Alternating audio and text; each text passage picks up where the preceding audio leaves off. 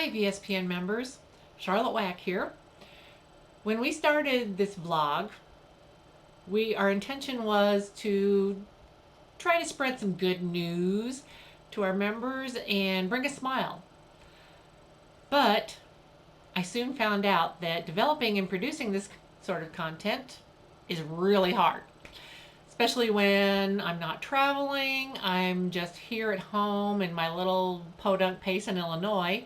And there's only so much of my Corgi Owen that he wants to do, and only so much that you want to see. So we've decided to switch things up a little bit and instead share what we featured in our VSPN This Week newsletter. And we will intersperse a few fun things that we find here and there, or things that you might send in. Hi VSPN members, Charlotte Wack here. When we started this blog, our intention was to try to spread some good news to our members and bring a smile. But I soon found out that developing and producing this sort of content is really hard, especially when I'm not traveling. I'm just here at home in my little podunk place in Illinois. And there's only so much of my Corgi Owen that he wants to do, and only so much that you want to see. So we've decided to switch things up a little bit and instead share what we featured in our VSPN This Week newsletter. And we will intersperse a few fun things that we find here and there, or things that you might send in.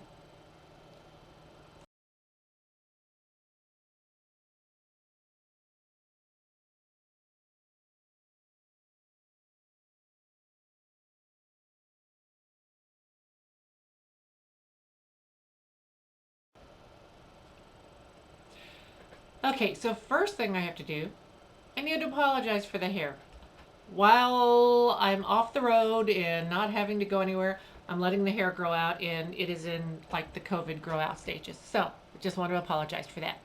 Now we're going to start with the news that we had in the VSPN This Week newsletter. And the first thing was we had a little blurb about our non-interactive VSPN CE courses. So the non-interactive courses, you don't have to be online at a specific time. You don't have to attend a real-time session. You don't have to make sure you get your participation points in. You basically watch a video, take the test, earn the credits. And you can do this all on your own time. You can stop halfway through the video and pick it up. Next day, 2 weeks later, it's up to you.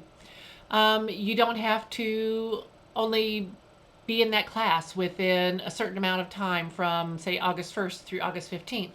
You have until December 31st to finish all of your participation and go through the video. So non-interactives are really different than our interactive courses.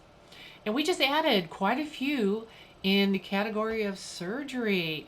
Ms. Heidi Roos Lamke has developed some new courses for us, which include surgical assisting,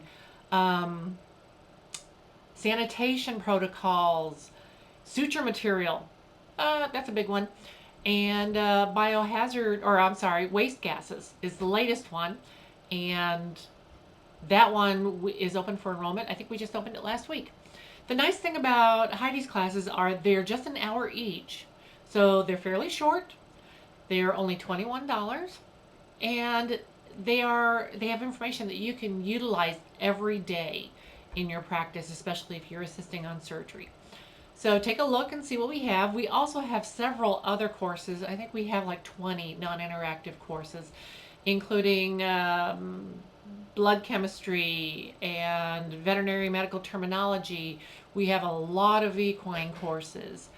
We have some parasitology, large animal and small animal, and one or two practice management courses even. So take a look at the catalog. Not all of them are just 1 hour. Some are a little bit longer, so they cost a little bit more, and they take a little more time to go through. But if that's your kind of learning style, that you just want to watch a video and take a test instead of having to be in the real-time session with the instructor, then try our non-interactives. But if you like asking questions, check out the interactive CE courses. Next, we have our items from the message boards. So the VSPN message boards, they've been a little slow this summer, and I know message boards really aren't exactly our thing these days, but there's a lot of really great information on them. I know a lot of us are in some of the Facebook groups, vet anesthesia nerds, emergency critical care, the veterinary internal medicine enthusiasts, but with the message boards, it may take a little longer to get a question, but you may get a longer, more thorough answer alongside with resources. So this week we had several new posts, which is great. First one is on Nocita. Somebody wanted to ask about if you're using it on other procedures other than TPLOs. Neonate viability of orphan kittens and puppies. What percentage of 1 and 2 day old kittens, puppies, and kittens survive? Which that would be a great one for maybe a research paper. Alcohol-based hand rub versus traditional scrub, which right now a lot of us are washing our hands a lot and using alcohol sanitizer. So that's an interesting thread. Credentialing in your state. This is about if your state credentials veterinary assistants or not, and do you plan to pursue credentialing? That may make a really good poll on Facebook for us on VSPN. Anesthesia in epileptic patients. Talking vet dictation. Looks like a new dictation that goes with Cornerstone. So that one I'm going to probably take a look at myself on the message boards. Telemedicine options and central line flushing. So those are just some of the message board posts that were featured this week in VSPN this week. So now we have rounds. Rounds sessions have been a little thin on the schedule this summer. Even though our moderators and our speakers, they're not, on vacations because of COVID, everyone's home. They still have a lot of things that they're having to do with families and their children. So it's just been difficult to try to schedule our round sessions. All of our round session speakers are volunteers. We don't pay them to do this.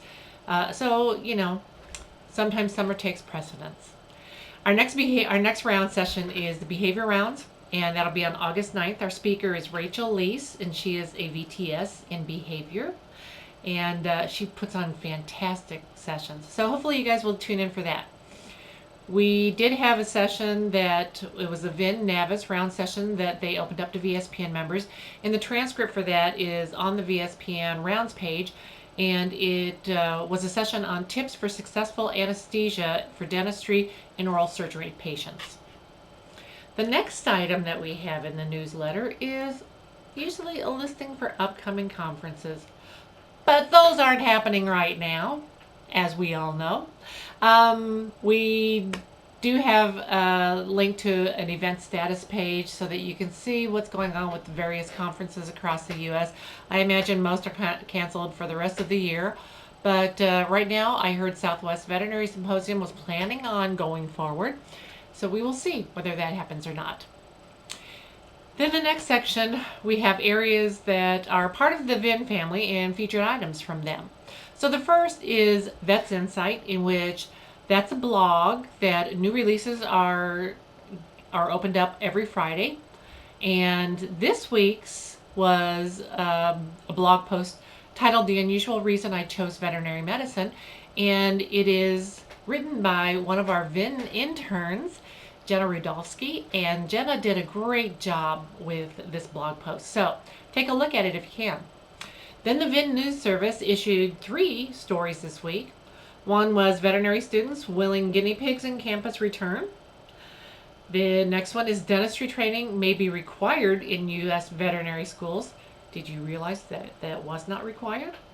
And last, practitioners urged to vet their breasts, which this was a story about a VINner that actually had breast cancer. And the reason why it's important to make sure you schedule those yearly checkups for women. Last, we have a feature on our CE courses, and this time is one of our interactive courses, and it's the Lab Animal Certification Test Review course taught by Mark Sharpless, who is one of the instructors for our VTNA review course. And Mark has been a longtime instructor and board moderator for VSPN. He's an RVT, but also a VTS in lab animal medicine and an MBA, and also has a Juris Master's, so he wears many hats. This course is geared toward those that want to pursue certification by taking the AALAS certification exams, or those that work in lab animal medicine and want a good review. So anything from federal guidelines to different organizations and the standards and environment and equipment that's needed in a lab animal or research animal facility. The other thing, nursing in the research facility. So I urge you to enroll in this class. Enrollment will be open only for another week. So enroll now if you're interested. And last, I want to congratulate another one of our VTNE review course instructors. Tara Whiten is, she teaches at a vet tech program in Upper New York, and she was chosen as Vet Tech of the Year by the New York Veterinary Technicians Association. So we are very, very proud of Tara. Congratulations, well deserved, and I hope you're enjoying your time off right now and going back to distance learning this fall. That about does it for this week. Hopefully I will get another episode out on Friday, the morning that the newsletter actually does come out. I was running a little late this week, but everyone have a good week. Remember, wash your hands, wear your mask. Thanks.